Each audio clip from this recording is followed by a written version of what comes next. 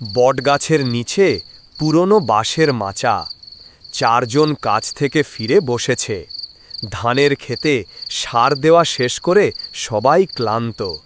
তখনই খগেনখুড়ো বললেন, আজকে রোদে মাথাটা পুড়ে গেছে রে ভাই। ওই ধানগুলো যদি বাঁচাতে চাই, কালকে ভোর ভোর জল দিতে হবে। তা দেব, কিন্তু শ্মশানের পাশ দিয়ে কোন সারসে যাবি? ওই পাগলতান্ত্রিকটা আজ দুপুরেই নাকি গাছের মাথায় বসেছিল। ওই লোকটা সোজা না দাদা, গতকাল আম কুড়াতে গিয়ে দেখেছি শ্মশানের মাঝখানে 5টা মাথার মতো কিছু সাজিয়ে রেখেছিল। আমি জানি সেটা কি। তান্ত্রিকেরা পঞ্চমুণ্ডির আসন তৈরি করতে মানুষের মাথার খুলির মতো জিনিস ব্যবহার করে। যদি সত্যি ভবানীরাম এটা করছে, তাহলে সে খুব বড় সাধনা শুরু করেছে। কিন্তু এ গ্রামে এসে করবেই বা কেন? আমাদের শ্মশানেই কেন? পঞ্চমুণ্ডির আসনের জন্য 5 ধরনের আত্মার শক্তি লাগে। 1. সদ্য দাহ হওয়া মৃত। 2. অকাল মৃত্যু। 3. নদীতে ভেসে আসা। 4. মন্ত্র বলে বাঁধা আত্মা। 5. আর এক অরক্ষিত শ্মশান। আমাদের শ্মশানটাই তো বছরের পর বছর রক্ষণাবেক্ষণ হয় না। মানে আমাদের শ্মশানেই সে শক্তি তুলছে? আচ্ছা, এসব কথা বাদ দে।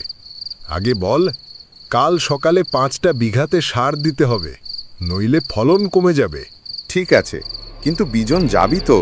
সার দেওয়ার পথটা শ্মশানের দিক দিয়ে গেলে সহজ।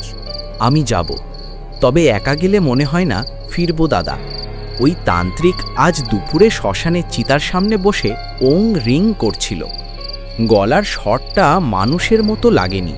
ঠিক তখন খগেনখুড়ো বলল, শুনেছিস, বাজারের গোপাল বলছিল ওই তান্ত্রিক নাকি 5 রকম মাটি সংগ্রহ করতেছে। গঙ্গার ধারের কালো মাটি, পোড়া অস্থির ছাই, শ্মশানের ধুলো, এগুলো দিয়ে কি করে? পঞ্চমন্ডির তন্ত্রে এগুলো লাগে। মাটি দিয়ে আসনের নিচে মৃত্যুসূত্র আঁকা হয়। আসনটা যদি সম্পূর্ণ হয়, সেই তান্ত্রিকের শক্তির কাছে কেউ দাঁড়াতে পারবে না। শোন, যদি সে সত্যিই পঞ্চমন্ডির আসন বানাচ্ছে, তাহলে কাউকে তো বলার দরকার। কাউকে বললে বিপদ বাড়বে। তান্ত্রিকরা তাদের আসন বানানোর সময়ে যারা বাধা দেয়, তাদের নাকি প্রথমে উৎসর্গ করে। ওরে বাবা, আমরা যে কাল রাতে হাসতে হাসতে ওর কথা বলছিলাম, ও কি শুনে ফেলেছে? ঠিক তখন মাচার ওপরে হাওয়ার দমকা উঠল। শ্মশানের দিক থেকে একটা শব্দ শুনল সবাই। এক ভয়ানক হাসি। 4 জনই থমকে গেল। এই হাসিটা কিসে? নিশ্চয়ই শ্মশানে তান্ত্রিকটা ভয়ানক কিছু করছে। হঠাৎ বাতাসে এক তীব্র ছাইয়ের গন্ধ ভেসে এলো, যেন পোড়া মাংসের গন্ধ। এই গন্ধটা দিনের বেলায়ও পাচ্ছিলাম। শ্মশান তো খালি আজ, তাহলে পোড়া গন্ধ আসবে কেন? এটা আগুন না, তান্ত্রিকের আগমনী ধূপ। পঞ্চমুণ্ডির আসন সাজানোর সময় এই ধূপ পুরানো হয়। ওরে বাবা, মানে আজ রাতেই সে আসন তৈরি করছে? অন্যদিকে শ্মশানের পাশের জঙ্গলে গভীর সাধনায় মগ্ন সেই পাগল তান্ত্রিক। ওম কালী কালী রুদ্ররূপিণী, ছায়া ছুই নিশারূপ ধর, প্রেত বাতাসে পথ খোল, মুন্ডমালা জাগ্রত হও স্বাহা। আর মাত্র একটা রাত, তারপরে আমাকে আর কেউ হারাতে পারবে না। কিছুক্ষণ পরে সে গ্রামের দিকে রওনা হলো। সে হাঁটতে হাঁটতে পৌঁছালো গ্রামের পুরানো বাঁশের মাচার কাছে। দাদা দাদা, ও পাগলটা। ভয় পাস না, এই শ্মশানকে বড় শক্তির ভূমি বানাতে এসেছি। কেউ বাধা দিলে তার জীবনও পঞ্চমুণ্ডির অংশ হবে। এই কথা শুনে 4 জনের বুক ধড়ফড় করছে। এর মানে কি? কি বলতে চাইছো? ভবানীরাম হেসে বলল, 5 মাথা চাই, তার একটি আমি পেয়ে গেছি, এখনো 4টে মাথা চাই। এইটুকু বলে সে রওনা হলো। এখনই বাড়ি ফিরতে হবে, এখনই। হ্যাঁ দাদা, ওর চোখ দুটো মানুষের মতো ছিল না। ভাই, সে যদি সত্যিই 5টা মাথা চায়, তাহলে তো আমরা... ভয় পাবি না, আগে ঠিক করতে হবে। আজ রাতে কেউ একা বাড়ি ফিরবে না। এমন সময় আমরা একসাথে থাকাই বুদ্ধিমানের কাজ হবে। তারা ভয়ে ভয়ে একসাথে রওনা হলো বাড়ির দিকে। পরের দিন সকালবেলায় নরেন খুড়ো আর গোবিন্দ মাঠে যাবার জন্য রওনা হলো। শ্মশানে কাছে আসতেই তারা দেখে পাগল তান্ত্রিকটা শ্মশানের ঘরের সাথে হেলান দিয়ে বসে আছে। ঠিক সেদিন রাতে ছিল আমাবস্যার রাত। তারা চারজন রোজকার মতো মাচায় বসে আছে। ঠিক সেই সময় সেই তান্ত্রিক ওখানে উপস্থিত হয়। সে শান্ত ধীর স্বরে বলল, আজ রাত আমার পঞ্চমুণ্ডির আসন সম্পূর্ণ হবে। তোমরা চারজন আজ শ্মশানের দিকে আসবে, নইলে আমি নিয়ে যাব। চারজন নিঃশ্বাস বন্ধ করে একে অন্যের মুখ চাইল। আমরা কোথাও যাব না। আসতেই হবে, কারণ 5 জন ছাড়া আসন সম্পূর্ণ হয় না।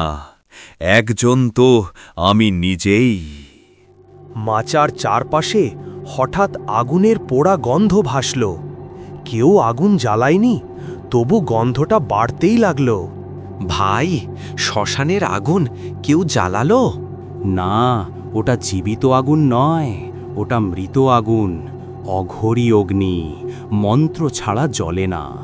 হঠাৎ তাদের সামনে আগুন জ্বলে উঠল। বাঁচাও, বাঁচাও, আমাদের ধরে ফেলছে। আমি ধরছি না, তোমাদের শুদ্ধ করছি। আসনকে অপবিত্র রক্ত লাগে না। আসো, একসাথে চলি শ্মশানে। আমরা যাব না, দূর হও। তোমাদের ভয় লাগছে? ভয় তো ভালো, কারণ ভয় রক্ত গরম করে। পাগল তান্ত্রিকটা মাথা উঁচু করে হেসে উঠল। আমার 5 আত্মা জেগে উঠেছে। হঠাৎ কোথা থেকে এক অদাহ লাশ উঠে এলো। এটাই আমার প্রথম মাথা। ঠিক তখনই পাগল তান্ত্রিকটা তার আসল রূপে ফিরে আসলো। সে একটা পিশাচে পরিণত হলো। ওরে বাবা, এ তো মানুষই না। ওটা অঘোর পিশাচ রূপ। যারা পঞ্চমুণ্ডি সম্পূর্ণ করতে পারে তাদেরই হয়। পিশাচটা গম্ভীর স্বরে বলল, চল, আজ রাত শেষ রাত।